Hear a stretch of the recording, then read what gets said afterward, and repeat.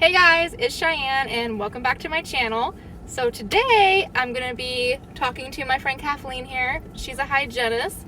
How long have you been a hygienist for? Well, Cheyenne, I've been a hygienist for 23 years. Oh wow. Yep, long time. So I'm just going to go through and ask her some questions. I know that my channel is mostly about dental assisting, but she, a hygienist does work directly with dental assistants quite often. So it would be nice to hear her take just on what makes a good dental assistant and just her experience as a dental hygienist. I know I did make a video titled how much I make as a dental assistant and why I don't want to be a dental hygienist, and there was lots of comments on there about dental hygiene. So I thought it'd be a good video for us to talk about that. All right. So, what is your favorite part about being a dental hygienist, and then what's your least favorite part? My favorite part about being a hygienist is the autonomy that you have with your patient. You're away from the doctor, you get to do your own thing, and just being able to take that patient from a disease state to a healthy mouth in a relatively short period of time is really rewarding. I love it. Okay. What about your least favorite? Probably dealing with management would probably be the hardest part. How so? Yeah, for sure. Just conflicts, making sure that things are dealt with properly in a reasonable amount of time, issues with paychecks, sometimes conflicts with co-workers, things aren't dealt with properly. Over the years I've worked in this field, that's probably the hardest thing to deal with, is just dealing with management. So, with dealing with management, you're more talking about like a clinic or managed care? Yes. Okay. So, have you worked in a private office before?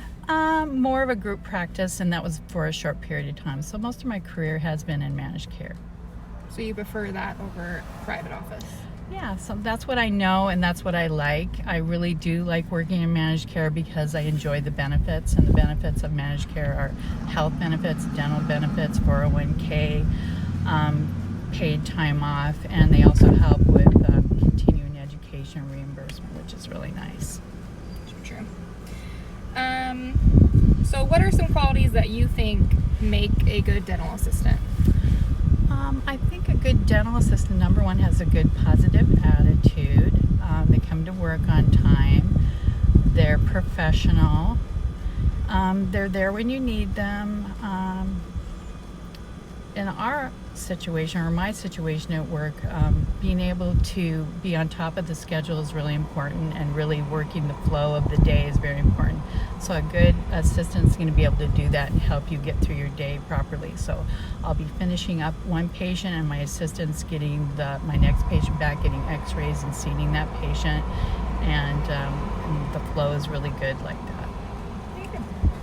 What are some bad qualities of a dental assistant? Yeah, bad qualities of a dental assistant.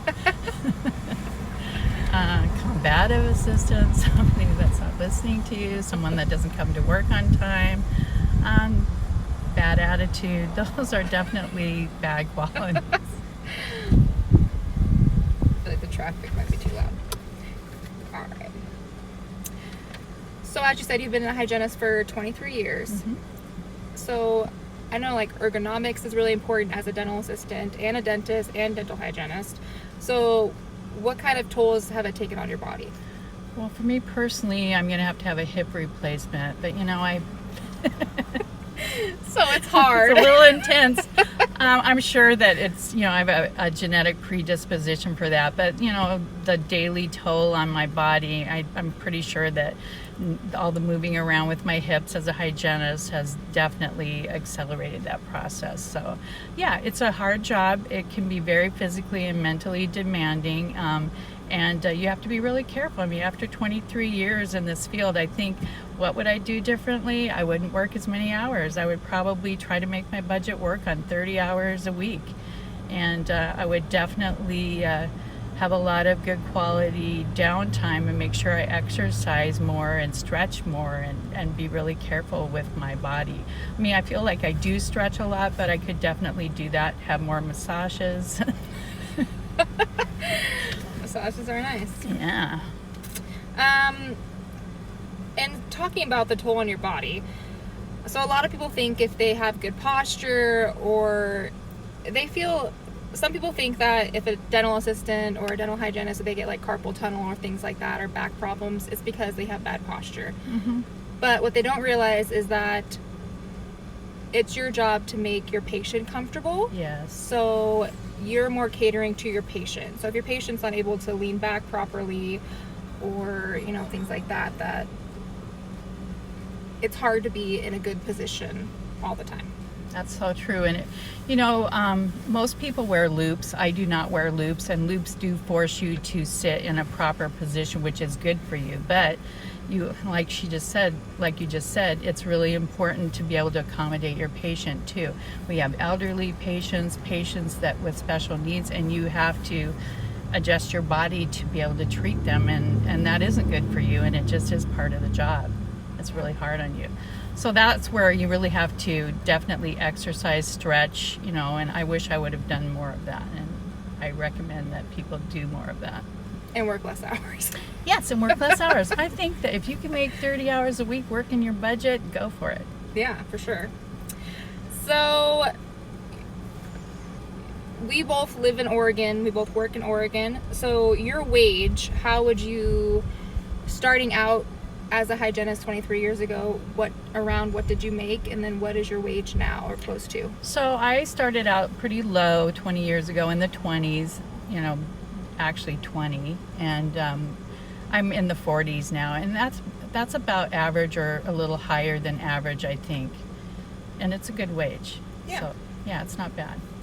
And then, do you have your bachelor's, or do you have? No, I have my associate's degree. But you are expanded. Yes, I have expanded practice, which allows me to go out and do screenings and cleanings without a dentist in Oregon. Okay. So I was telling Kathleen about the video that I made, my wage as a dental assistant, and why I don't want to be a dental hygienist. Now, I did get a couple comments on that video saying that the schooling in Oregon to be a dental hygienist ranges from about $75,000 to $100,000, or that's potentially the debt you could be in. So how do you feel about that? Do you feel that's accurate? Yeah, I do feel that's accurate.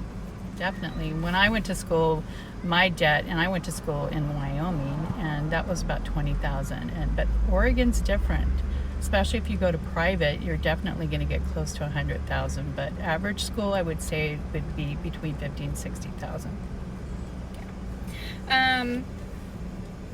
Also, I had also stated that I, like being a dental assistant, that I don't want to go into dental hygiene.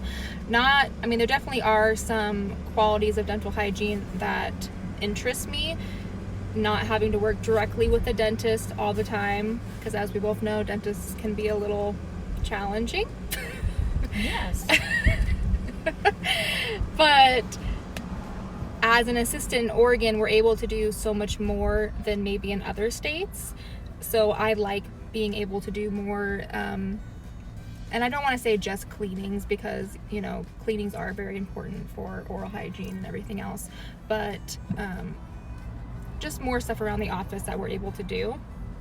And also, I did not want to be in tons and tons of debt, because as we both discussed, in Oregon, hygiene school can be very expensive. Yes. So I know we were talking earlier about that. So in Oregon, you would say that a dental assistant can do quite a bit. Yeah. Compared to other states, Oregon definitely allows their assistants to progress and do quite a bit, and you can make a really decent wage in this state. So it's a very good career. Yeah. Well, is there anything else about being a dental hygienist you want to say? No, I really like it. I do like being a hygienist. I would have never lasted this long if I didn't enjoy this field. But it does take a toll. It's a very hard job. It's hard on you physically and mentally. It's very demanding. So you need to really have a good balance in your life with work and home, and have lots of fun. Life is too short. You can't just be working all the time. So do you have any tips for anyone that's in dental hygiene school right now? Yeah, really work on getting your anesthetic skills down. Make sure that you really take as much instruction as you can on giving injections. You're going to be doing a lot of it. You want to get good at it, so you definitely want to get some really good quality instruction on that. So if you don't feel good about that, about your technique, really try to get a little help with it.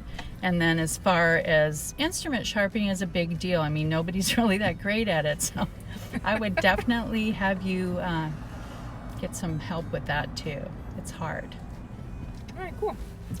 All right, well, we had to do this interview, whatever you want to call it, in our car, well, my car, because we're actually out at an outreach event right now. So sorry if the quality isn't that great or if there's a lot of noise in the background, but I hope you guys learned some stuff.